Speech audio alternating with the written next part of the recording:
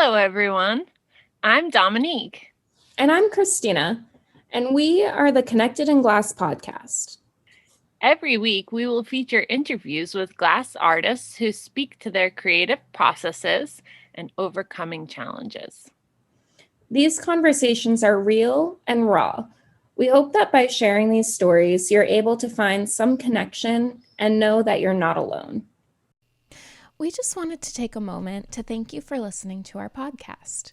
We're super passionate about this project and work for hours every week to bring you this content. So if you'd like to help support us, please consider becoming a patron at patreon.com/connectedinglass. Also, please consider joining our Facebook group, Connected in Glass Community, where we continue the conversations from these episodes. We'd love to hear from you. This episode of Connected in Glass is sponsored by Diddy Clips. Diddy Clips has changed the way we film our glassblowing videos, and we're proud to be working with them. Oh, wait. So Christina's going to just read the little intro, and then we're going to pretend that we're just answering the phone. Okay. Today, we're interviewing Catherine Monahon. Catherine is a ceramics artist and host of the Material Feels podcast based in Oakland, California. Hello. Hi. Hey, guys. Thanks for joining us. Yeah, thanks so much for having me. We're so excited to get to know you. So first, I want to just give us the general details, a little bit about where you live, what you enjoy besides your art and your work, and then kind of get us into the story of how you started doing what you do. Great. I realize I have a fan on to turn off my fan.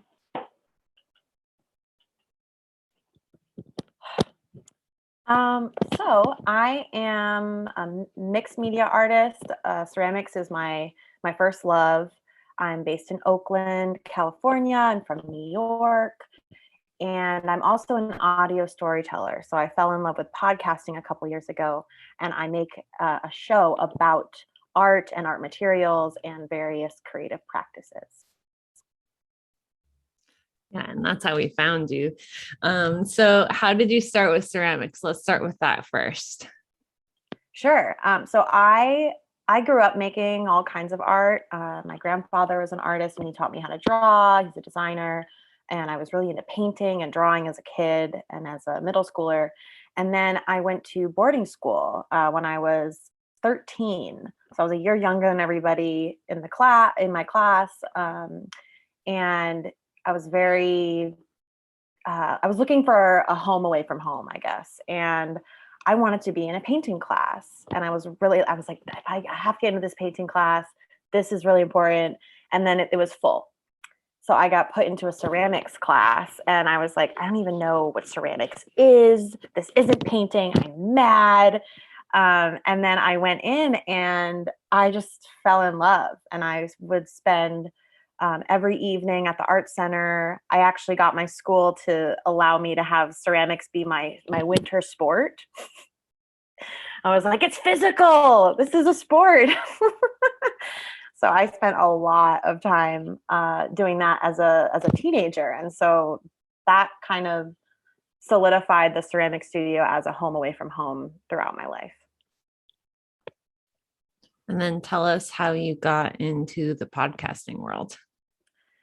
Well, was also a theater kid growing up, and I didn't get into the first high school play that I auditioned for, and I was very butthurt about that. So I gave up, which I now realize I was just biding my time. My dream of being on Broadway has now been funneled into audio storytelling. So I've always loved storytelling. I've always loved performing in some sense. And I also have made music, and I play guitar with my dad. And so audio has been in my life in some way. And then I was working at an art supply company where I was a copywriter. And so I was getting kind of tired of writing copy about pencils. It was a cool job for the most part, but it got a little tedious. And so I thought it would be so cool to pitch a podcast to them. And I had this grand dream that they would fund that podcast, and it would be a great idea. And so I took a boot camp, and then I realized that I wanted to do the podcast. I wanted to be my thing. So I went off and I made a show about art. That's so cool. So let's go back to the ceramics a little bit. Can you verbalize your style of work and a little bit about your creative process with that? Sure. My style is pretty simple. I like to make cups and bowls and mugs, and I thrive on the wheel. So I just love to throw. I love the process of throwing. I love teaching people how to throw. And I also like the spontaneity of glazing. I find it really fun to try different combinations and see what they do. And that's sort of where like glass is. I'm in love with glass because of all the crazy things you can do with color. It's so beautiful. And as for my process, I feel like I'm just throughout my life have always, wherever I've been, I've found a ceramic studio to be associated with. And just being present there is really important for me. And where do you draw your inspiration from in your work? In my audio work, I draw inspiration from the sort of kinesthetic experience of materials and how people relate to them and how people talk about them. So when I notice that there's a particular material and a group of people that has sort of congregated around it, like for instance, wax, encaustic painters, people who imbue fabric with wax and then make textile art with that, beekeepers. Like I get inspired by the cultures that have sort of percolated around particular materials, and then I run with that. And what about with your ceramics? Where do you draw inspiration from for those? So I because ceramics is kind of like my anchor to myself and my anchor to my mental health. I draw a lot of inspiration from the act of making it, and like I feel like it's a physical manifestation of feeling centered for me. And so I want to loop people into that, whether they have never tried ceramics and want to, or they have an activity that centers them. The concept of being centered is how I get inspired to just make objects that remind people to bring that into their own life in whatever way makes sense for them. And let's say you have a new idea that you want to take to the ceramic studio. Do you use your drawing skills to draw it out, or do you kind of write it out, or do you just go right in and try to start making it? I like to map it out. I do sketch it out, and I imagine sort of the different shapes that I want to make on the wheel. Let's see. I have this it's right now. Sorry, I'm in my studio.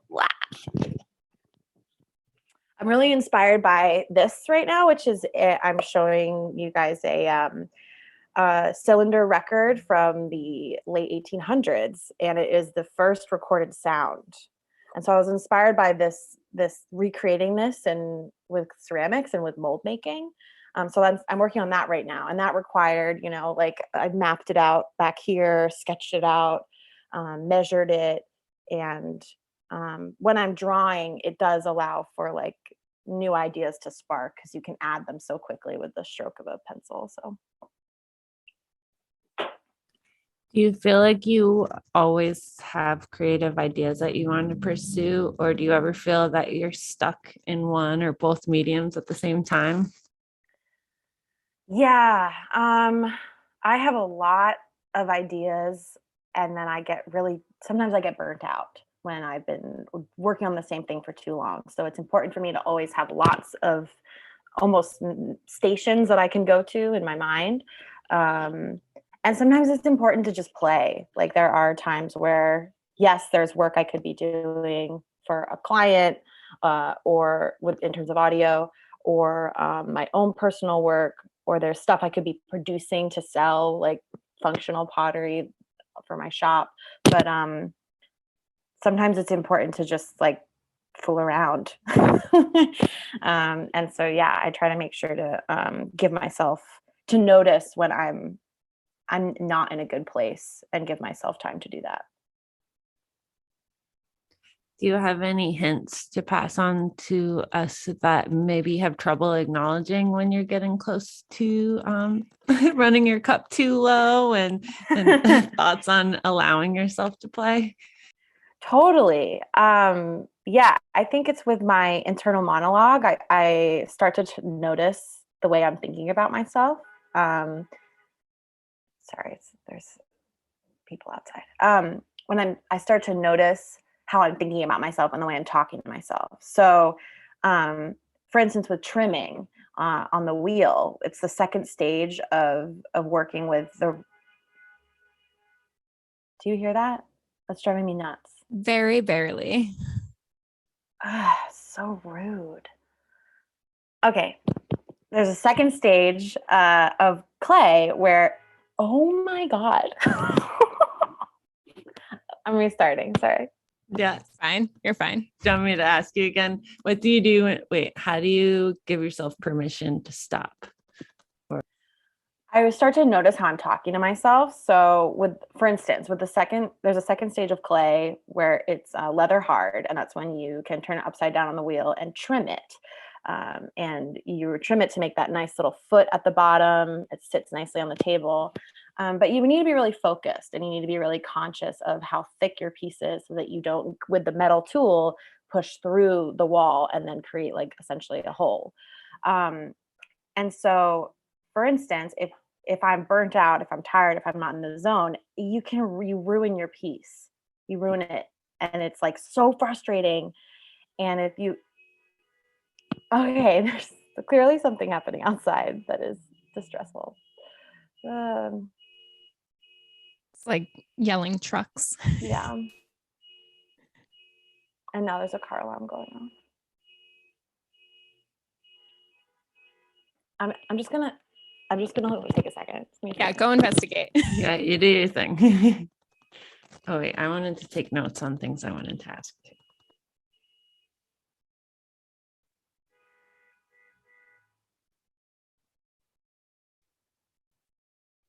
People, don't you understand that other people need silence?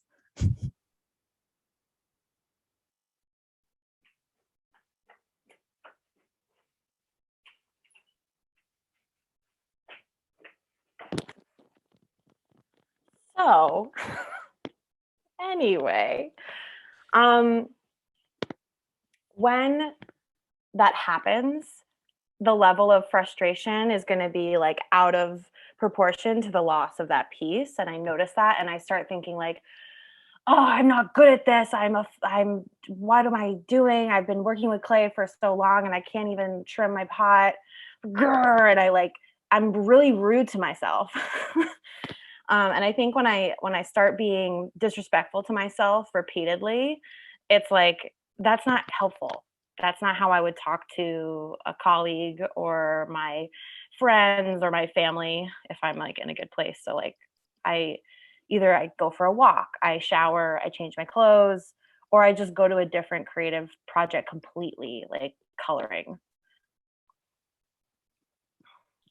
And how do you get your customers? How do you draw on your customers, both for your like audio storytelling and also for your ceramics work? Yeah, that's a good question. So I actually am stepping out into the world of even having customers as of right now. So I have been a educator for many years, working at a children's ceramic studio. Just waiting for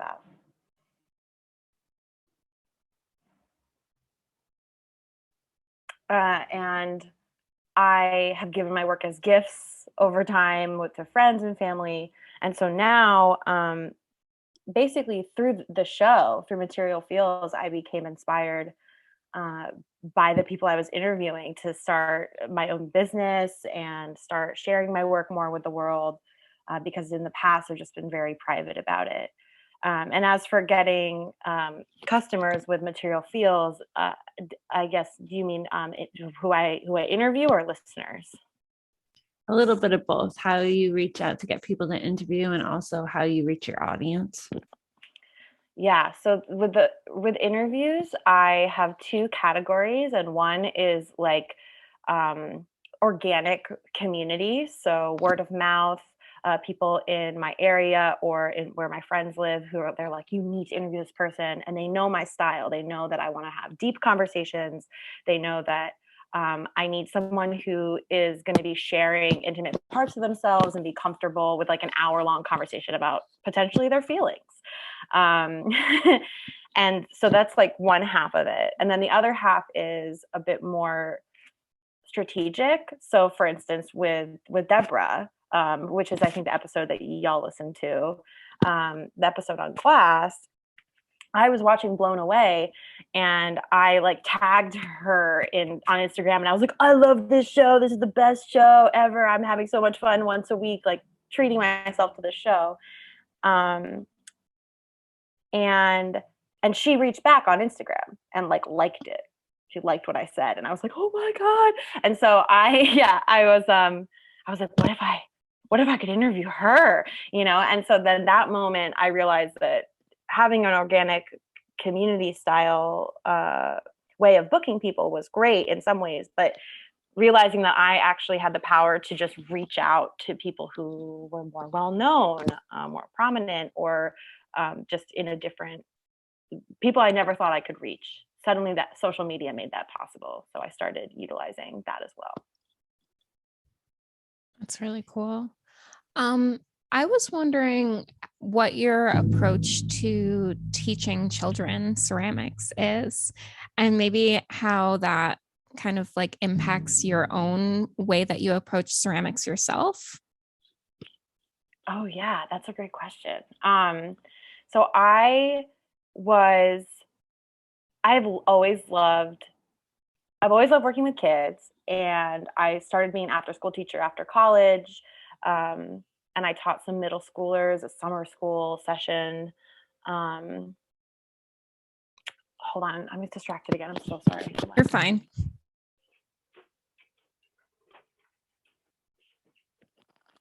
I thought it would be nice to record in my studio, but I'm realizing that it's like way louder than if I was just inside of a closet. That's frustrating.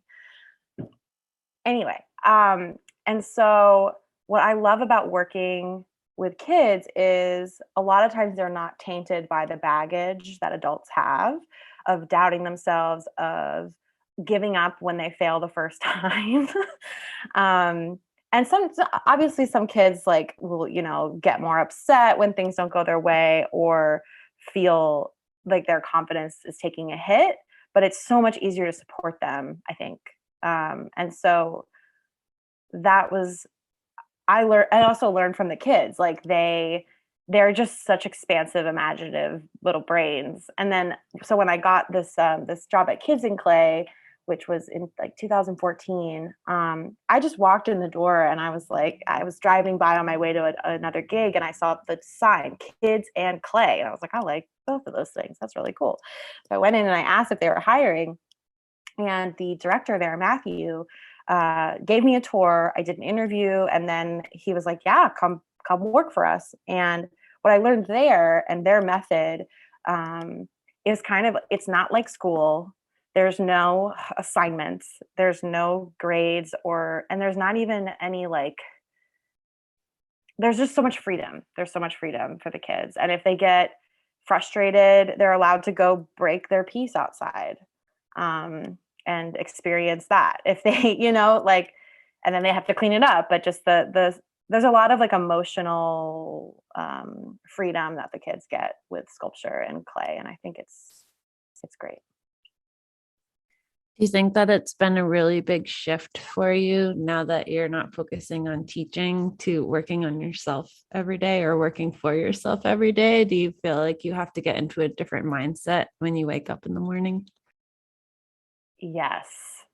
You're talking to me after this is I left my corporate job as a copywriter in April. And before that I was a teacher. in various gigs.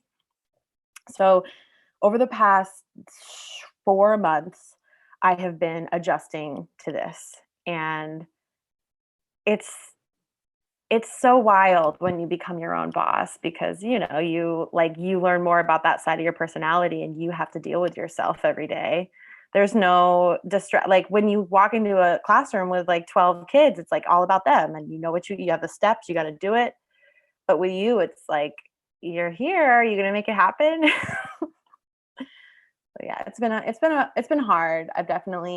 I've scheduled like off days every 8 days on my calendar. I have like nothing, stop. Like, what the hell are you doing? Like, really aggressive. And it's still hard for me to take a day off every 8 days. So are you scheduling your days ahead? Like you wake up in the morning and you're like, I know I'm going to do this, this, and this. For the most part, yeah, I have chunks. I benefit from 3-hour chunks. So I know that I can be really productive from like 8 to 11 in the morning, and then from 11 to 1 or 11 to 2, like not so much. 2 to 5 is like easier tasks, and then dinner, and then night is 7 to 10 is more. I know that I can go into like go mode with my creative visioning. That's a long day. Did you kind of come up with that on your own, or did you find somebody else's format to follow? I think I just started noticing what times of the day work best for me, and my living with 4 other people, sharing this studio space with my housemate who's a musician and teaches lessons virtually and in person over here. So like, it's partly just a response to my own life, and then also like really understanding how, if I get regular sleep and I'm eating regularly, like paying attention to when I'm up and when I'm down and when I need to chill. That's important to acknowledge too, like the regular sleep and eating regularly and how it impacts your your productivity. It's so important. Oh my God. Yeah. Eating. I've learned that I really benefit from cooking with someone, cooking for someone. I need to impress somebody. I'm not going to impress myself. That's so funny. Do you ever suffer from imposter syndrome? Like all the time. Anytime I don't like wedge the clay right, I'm like, God, I've been doing this for 17 years. I'm such a fraud. Like, I have a bubble in my pot, and like, it's awful. No, God, I knew you were going to ask that question. Yeah, all the time. All the time. And how do you work through it? You just recognize that you're not talking to yourself in a good manner and step back a little. This is gonna sound so like bitchy, but I saw this meme the other day. I'm also learning to make miniatures with polymer clay. That's what you see back here. And I'm brand new to it. And I saw this meme or something where it was like, every time you tell yourself that you're not good enough, remember how many people are like so confidently being mediocre. And you're over here like busting your butt. And it's like, it's kind of rude, but it made me feel better. I was like, yeah, there's so many people that just have their stuff out there and are putting themselves out there, and they're so confident, and maybe their work is like not that great. So you could be like them and survive, or you could be great, or you could be the best. Like, you can be anywhere, but you're okay. Like, you'll be all right. That's such a good one. You don't have to be a perfectionist, or you don't have to be perfect at something to put it out there. Yeah. So that's been helping me. And I don't know, like, I also get a lot of support and love from my friends and chosen family. And so I'm kind of like, well, if this is true, then they're all lying to me. So that helps. I'm like, they're telling me the truth. Like, everybody in your life is not conspiring to like inflate your ego. They're being honest. Right. Exactly. So I was wondering, especially since you're kind of like getting yourself newly into selling your work, how are you going about pricing your work? So I did some research on that, and I learned about how much of the series you're planning to make, how often you're planning to replenish, the cost of your materials, and what you would pay yourself hourly. And so I keep track of that. And then I also look at similar items on Etsy or, at craft fairs. And I say, okay, this person's selling this for, $60. And what does it look like? Is it comparable?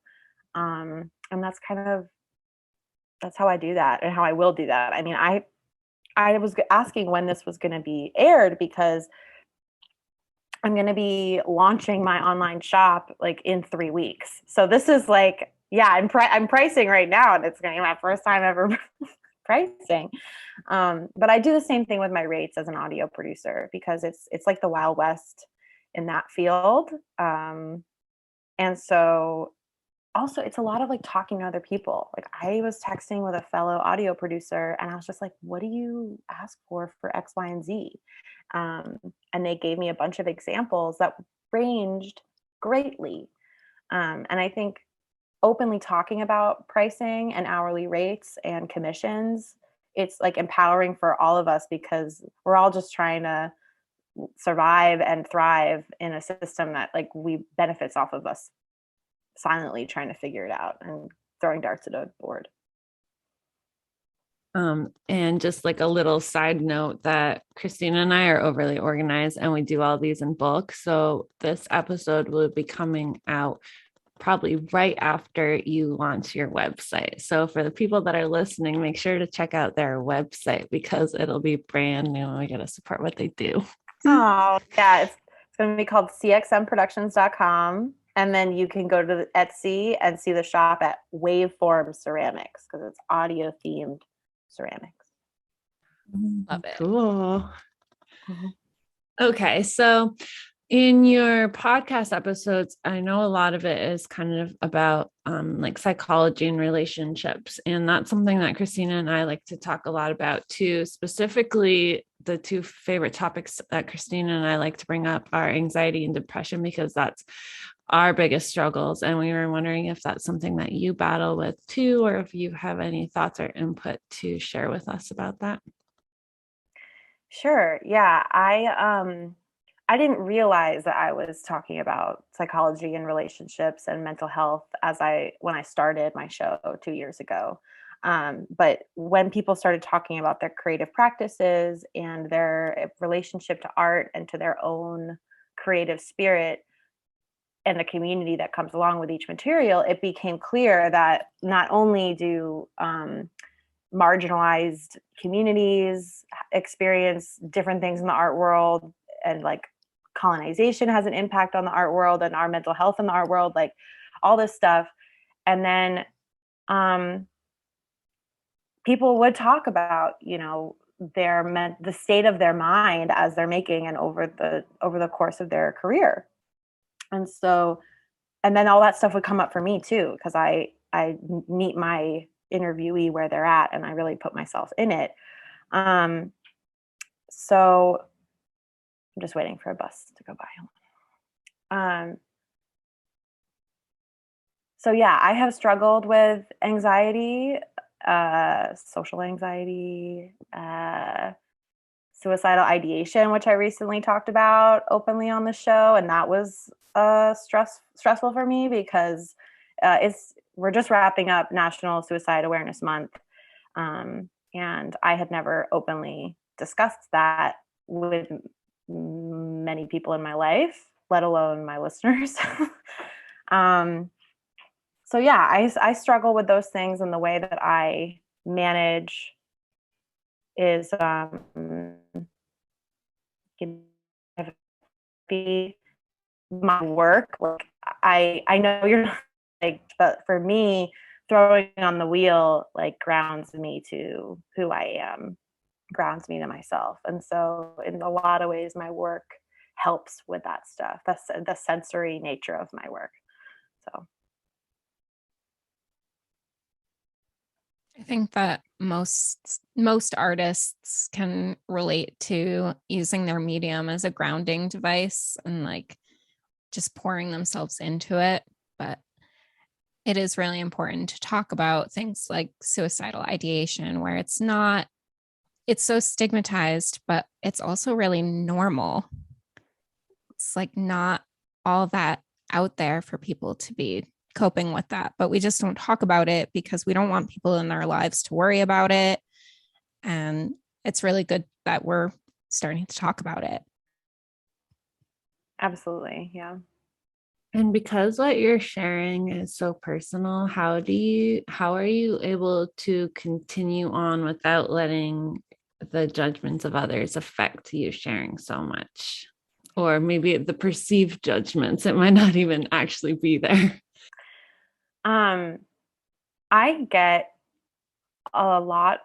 I get a handful of people who reach out to me every month and thank me for sharing something. And it makes me really emotional. I'll like burst into tears. It makes me emotional talking about it right now. And I have friends and loved ones telling me that like they really admire when I put myself out there like that. And then it makes they say things like, that made me feel comfortable sharing X, Y, and Z, or that made me journal or meditate or try watercolor again. And I had people also say, like, if you ever wanted to talk about that with me, I struggle with that too. So I think and sometimes I screenshot those things and I read them later. That stuff is one of the main tenets of why I continue to do this show and why I put myself out there. And I have support systems with the show. Like I have a loved one listen to it before I release it, and I say, like, what do you think? Should I share this? Is this too much? So not creating alone, I'm sure y'all experience this, that being co-hosts, like it's nice to have partners in this. We're not alone. And if you could tell your younger self something that would make it easier growing up and going through, what would it be? Like a life lesson that you would pass on? Oh my God. Like I would, and I'm still struggling with this. So it would be something I tell myself every year from the moment I was 12, I think, would be like, your emotions are not too much. Like, just let it out. Let it out and tell people how you feel. Because I spent a long time hiding my feelings. It's a really bad habit. Yeah.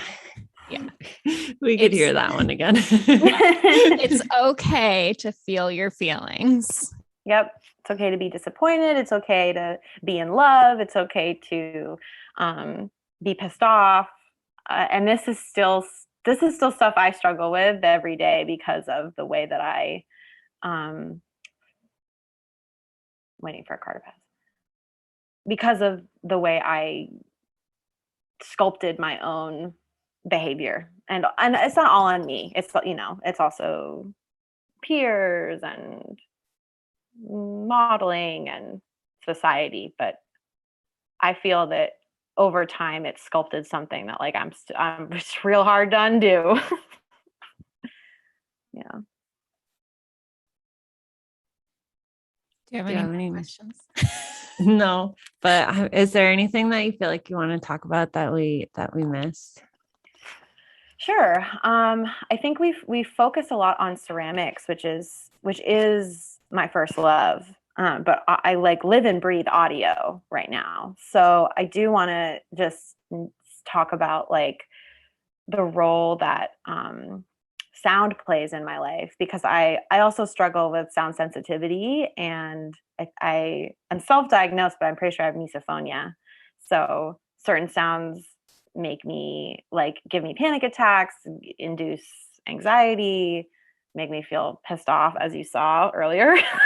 I like went out and like yelled at them.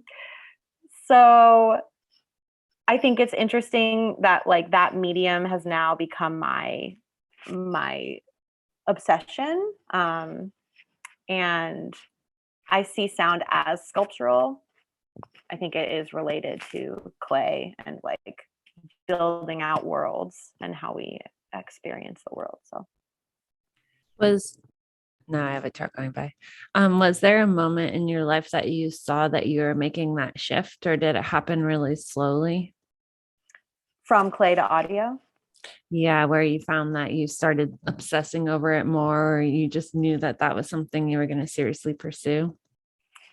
At the moment that I realized that I might be good at making a podcast was when I was listening to this show called Ear Hustle.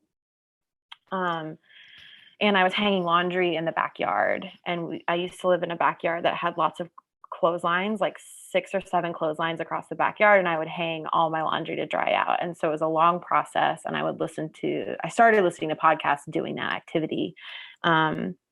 And the way that it felt, like listening to a soundscape, listening to a show as I was doing a physical activity in the sunshine that was peaceful, it started to become a really important part of my rhythms because we're always doing laundry.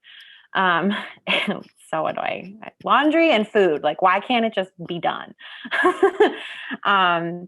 And then when I went through a breakup and I needed to kind of fill up my time and learn something new, because that's how I like enjoy life, I enrolled in a podcast boot camp kind of on a whim, and sort of to try and impress my job and be like, you should do a podcast. And then when I was in class the first day, I was just like, I love this. This is where I belong. And you want to tell us about your podcast project, like the process? Sorry. So you reach out to people and you kind of said that you have organic people and people that you target, and then you schedule an interview. And like, what kind of prep do you do to get into the zone? Are you naturally good at asking questions and relating to people, or is it something that you had to practice and learn? That's a good question. I am naturally a good listener, and I'm naturally fascinated by people, and I want to know what makes them tick. And so my preparation for it involves listening to interviews they've already had so that I can ask different questions and new questions, and looking at their work. And if I'm really enamored with a particular series or timeline of their work, I will ask about that specific thing. And I used to not send them questions beforehand because there's some advice with introductory podcast courses that I would be wary of. For instance, well, I think it's because of the overlap with journalism, where they say, like, you don't want to give away the questions beforehand. You need it fresh. Or, don't spend too long talking to them on the phone or emailing them because you want to have that like fresh chemistry. And I no longer listen to that because I realize that with this kind of work, we're trying to get to an intimate place where the person feels safe and seen. And so like a preliminary phone call, multiple phone calls, it's fine. So that is part of my process too now. And then Christina and I have learned the hard way about how fun it is to edit and that whole process. Are you pretty good at that? Are you computer savvy, or was that a big learning curve? And also like any of the graphic design elements that come with it. We were lucky to work as a team with it, but I'm not going to lie. It still is like hours and hours every week. And I was just curious about your input on that process. It's so much work. Yeah, I am really intense about editing. I will edit down to the millisecond. I take out people's ums. I shorten. Like I was inspired by Radiolab.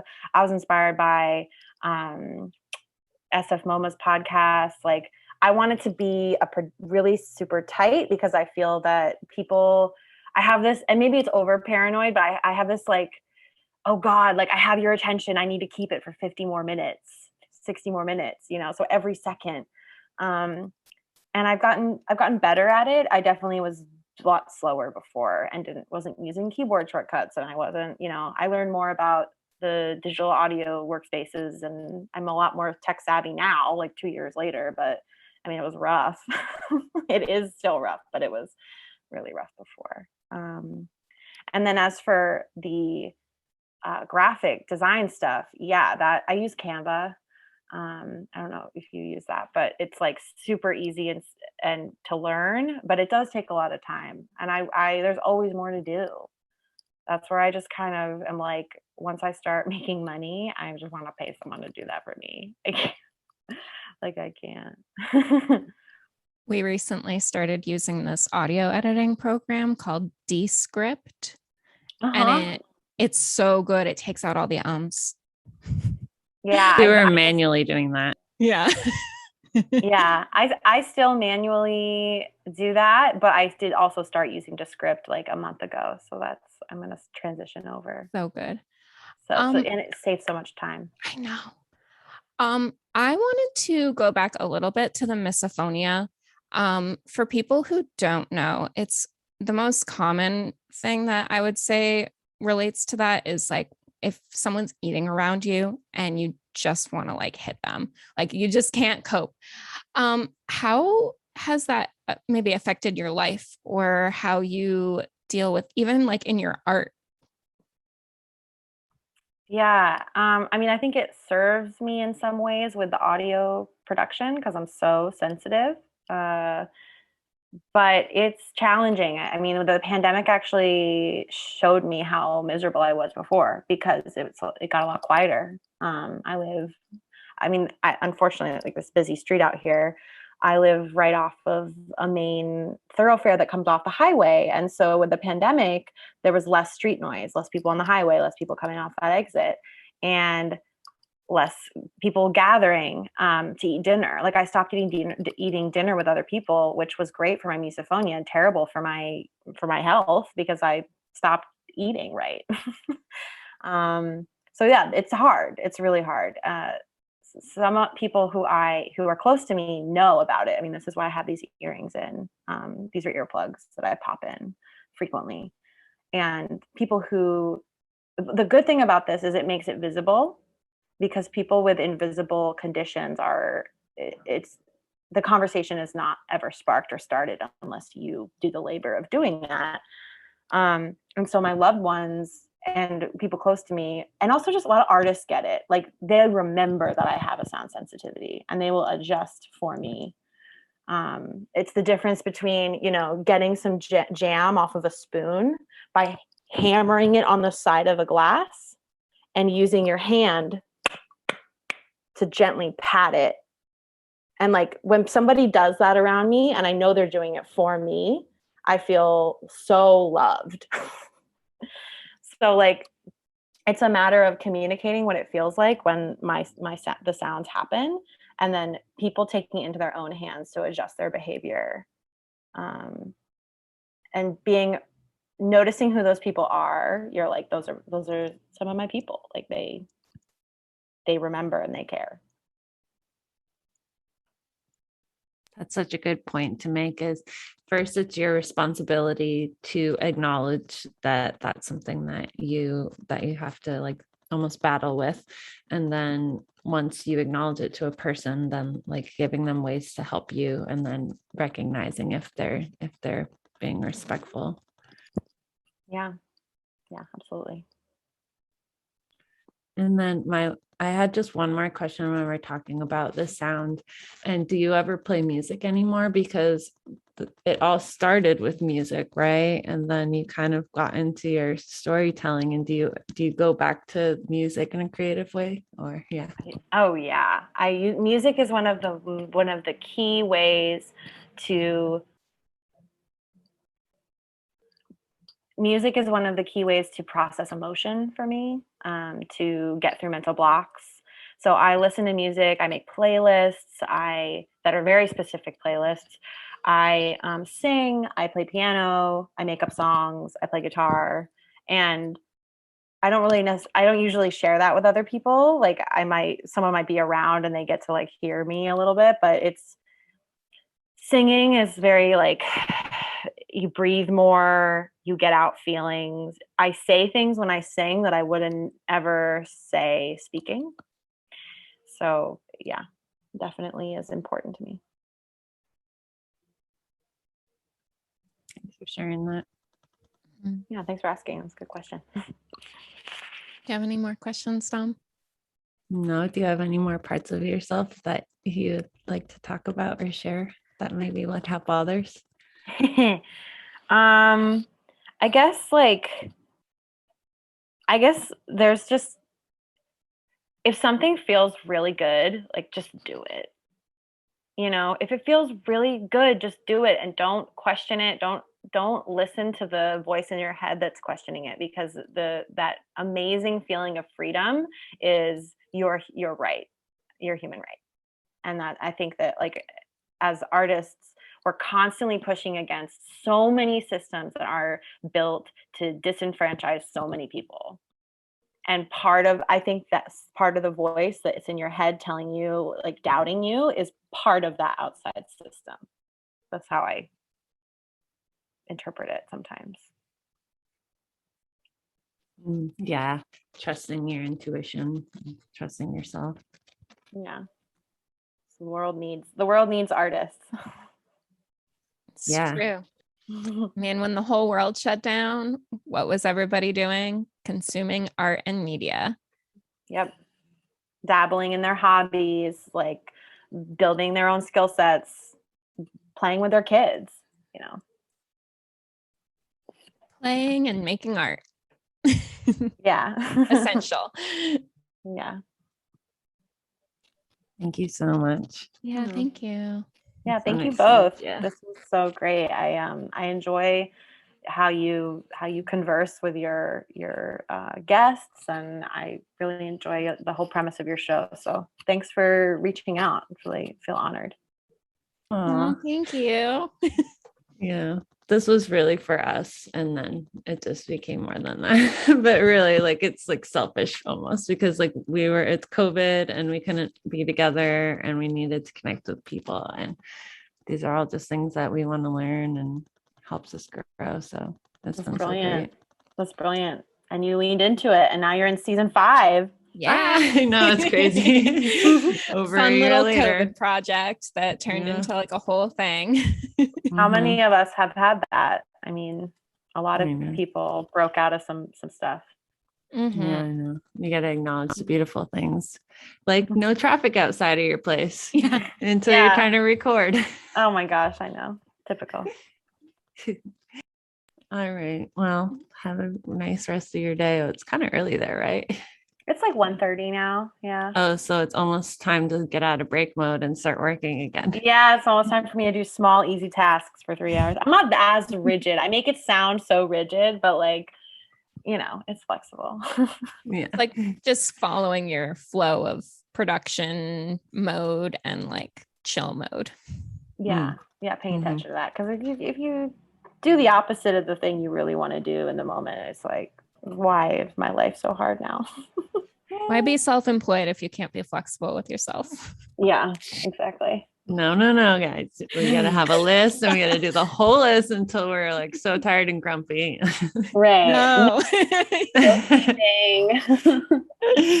Yeah. Well, yeah, thank you both. And let me know if you need anything from me. And I know there was a lot of traffic outside, which was really frustrating. So when you're listening, if there's anything where the background noise is too frustrating and you want me to re-record something, I can try to sound like off the cuff and give you like some voice demos. We'll make sure that we're really thoughtful about the quality that you need your sound to be when we're editing. I'm so frustrated with the cars outside is more my reaction to that than to the audio quality. Yeah. I couldn't hear it that much. I didn't hear it. My dog is licking herself right now. So that's what I hear. You got a different soundscape. Yeah. All right. Well, thank you guys so much. Thank you both. Bye. Bye. Have a good rest of your day. Yeah, you too. Bye. Thank you so much for listening to this week's episode of Connected in Glass. Make sure to follow us on Facebook and Instagram for more information on the artists we interview and for updates on the podcast.